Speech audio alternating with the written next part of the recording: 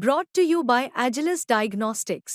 Health test की बात आती है तो मैं भरोसा करता हूँ India largest diagnostics company Agilus diagnostics. खुद को टेस्ट करते रहो। दिल्ली में प्रदूषण से लड़ने की तैयारी दिल्ली सरकार ने शुरू कर दी है। आज 21 पॉइंट्स का विंटर एक्शन प्लान दिल्ली के पर्यावरण मंत्री गोपाल राय ने अनाउंस किया। तो उसमें पटाखों पर बैन से लेके हॉटस्पॉट्स और real time pollutant monitoring drone से होगी, इन तमाम बातों का जिक्र किया गया है।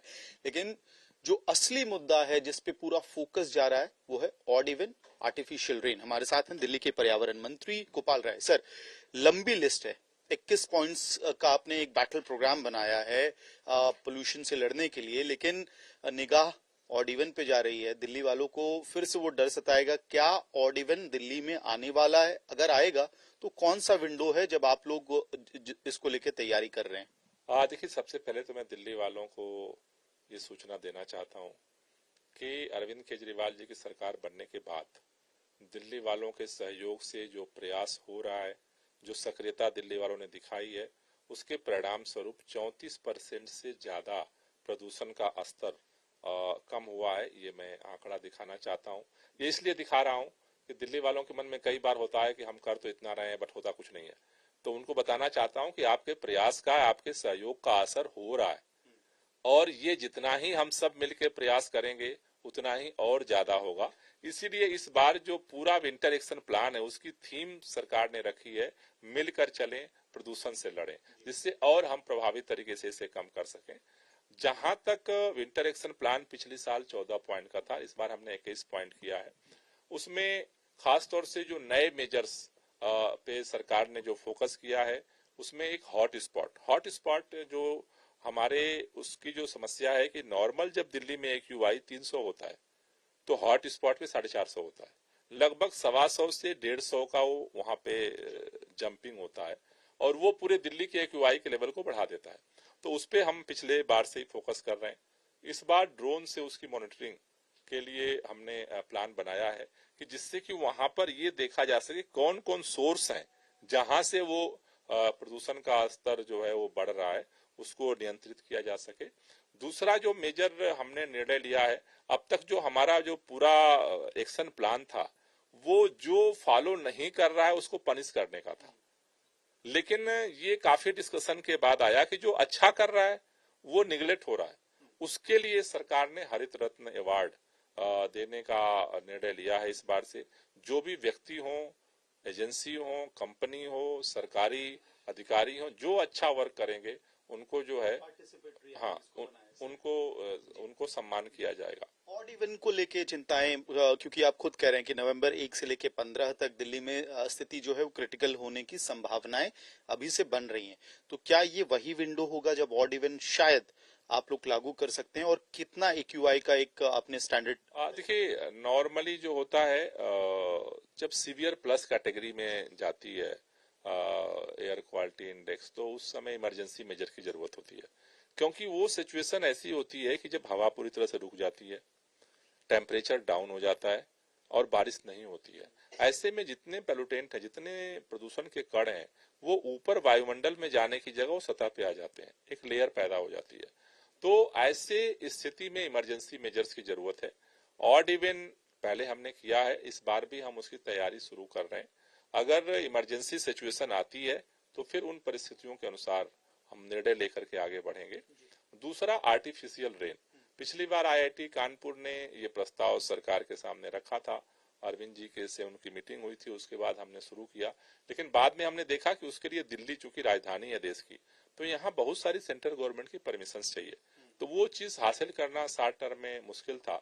इस बार इसलिए हमने सबसे पहले इसको लेकर के केंद्रीय पर्यावरण मंत्री जी को चिट्ठी लिखी है कि जल्द से जल्द एक मीटिंग बुला लिया जाए जिसमें IIT कानपुर हो, जितनी सेंट्रल गवर्नमेंट की एजेंसियों की परमिशन की जरूरत है उनको बुला लिया जाए, और परमिशन की जो कार्रवाई है वो समय से पहले पूरा हो जाए, जिससे इसका पायलट हम कर पाए। ये विंडो कब है जब आप इस आर्टिफिशियल रेन को ट्राई करना चाह रहे हैं दिल्ली में? देखिए, मैंने कहा कि जो अभी तक का ट्रेंड है और जो अनुमान दिख रहा है वो लगभग 1 नवंबर से 15-20 नवंबर के बीच में सीवियर प्लस में मतलब अभी तक AQI जाता रहा है। हो सकता है कि इस बार बारिश हो जाए, वो न जाए, तो उसकी जरूरत नहीं पड़ेगी। लेकिन वो समय ऐसा होता है कि जहां पर ये प्रदूषण का स्तर काफी बढ़ता है। सर एक सवाल और बनता है क्योंकि जब पंजाब में आपकी सरकार नहीं थी आम आदमी पार्टी की, तब अक्सर दिल्ली से कहा जाता था हरियाणा पंजाब दो राज्य जिम्मेदार हैं खासतौर पे पराली वाली समस्या के लिए। अब वहां आपकी सरकार है, पूर्ण बहुमत की सरकार है, तो क्या पहले से कोई कोऑर्डिनेशन दिल्ली पंजाब के बीच में कोऑर्डिनेटेड एफर्ट चल रहा है या नहीं? नहीं, दोनों सरकारों के बीच में चल रहा है।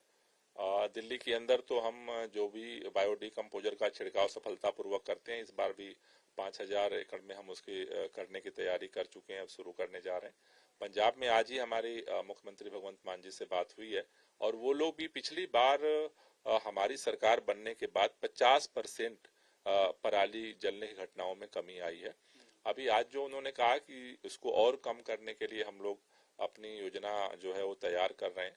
मैंने उनको ये सूचित किया, खबर मैंने पढ़ी थी कि वहाँ शुरू हो गया है, तो उन्होंने कहा कि नहीं, अब इस पे हम लोग जो है काम शुरू कर रहे हैं। जहां तक हरियाणा, उत्तर प्रदेश और राजस्थान, ये 3 राज्य हैं जहां भाजपा की सरकार है, तो केंद्र सरकार हर साल पर्यावरण मंत्री और कृषि मंत्रियों की बैठक बुलाती थी, लेकिन अभी तक वो नहीं हुई है। उनसे भी मैं बात करूंगा कि जल्दी वो मीटिंग में बुलाई जाए, क्योंकि सरकारें जब सक्रिय होती हैं तो अधिकारियों के लेवल पे भी गतिविधियां और बढ़ जाती हैं। एक आखिरी सवाल सर से इतर है, क्योंकि आप दिल्ली में आम आदमी पार्टी के कन्वीनर भी हैं। आपके राष्ट्रीय कन्वीनर अरविंद केजरीवाल ने आरएसएस के प्रमुख मोहन भागवत जी को पत्र लिखा है। उस पत्र में 5 सवाल पूछे हैं और ये सवाल रिपीट होता हुआ दिख रहा है कि प्रधानमंत्री को आप लोग 75 साल की उम्र में रिटायर कराने की ख्वाहिश दिख रही है, क्योंकि सवाल पूछा गया है।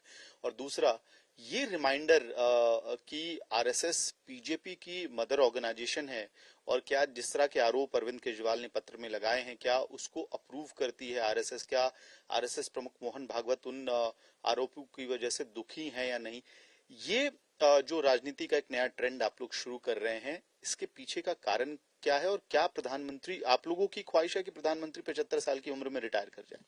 पहली बात है, 75 साल में लीडर भारतीय जनता पार्टी का रिटायर होगा, ये नियम हमने नहीं बनाए, ये नियम तो भारतीय जनता पार्टी ने बनाए और उस नियम के आधार पर उन्होंने बहुत सारे नेताओं को रिटायर कर दिया।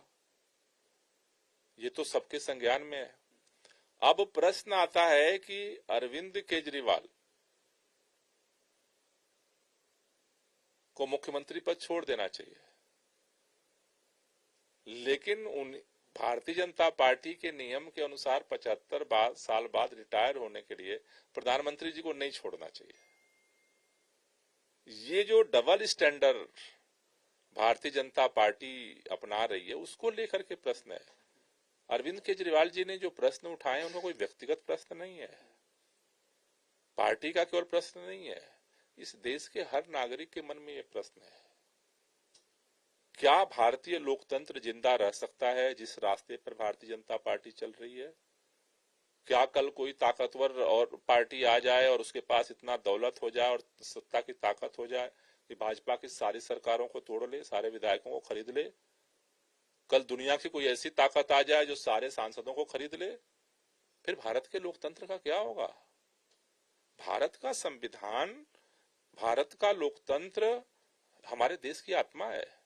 जिस तरह से उसको रौंदा जा रहा है, सवाल भाजपा से नहीं पूछा गया, सवाल पूछा गया आरएसएस प्रमुख मोहन भागवत जी से। मोहन भागवत जी को इस राष्ट्रहित के प्रश्न पर चिंतन करने की जरूरत है और बात उन्हीं की नहीं है। ये प्रश्न तो भाजपा के हर नेता के मन में है। लेकिन उनकी तरफ से बात आएगा ना सर कि ये उनका आंतरिक मामला है, वो देख लेंगे, आप लोग क्यों परेशान हो रहे हैं? सरकारों को तोड़ना, चुने हुए विधायकों को खरीद लेना, आंतरिक बात 5 सवाल है और 5 सवाल में से ही वो सवाल है, वो भी जुड़ा हुआ सवाल उसी में से है। अगर भाजपा ये कहती है कि नहीं जी, अगर आरएसएस ये कहती है कि भाई ये जो सरकारों को खरीदा बेचा जा रहा है ये गलत है, 75 साल की उम्र के बाद रिटायर होने का जो नियम बना है वो मोदी जी पे भी लागू होना चाहिए। वो कहती है कि नहीं जी, मदर ऑर्गेनाइजेशन वाला मामला हमारा व्यक्तिगत बात समझ में आती है, लेकिन ये राष्ट्रहित के प्रश्न है और इस पर मुझे लगता है आरएसएस का हर स्वयंसेवक चाहता है कि इसका जवाब दे कोई, लेकिन वो चुप है डर के मारे। हमसे बात करने के लिए बहुत बहुत धन्यवाद। वीडियो सहयोगी मनीष बिधूड़ी के साथ मैं अहमद भारद्वाज, दिल्ली।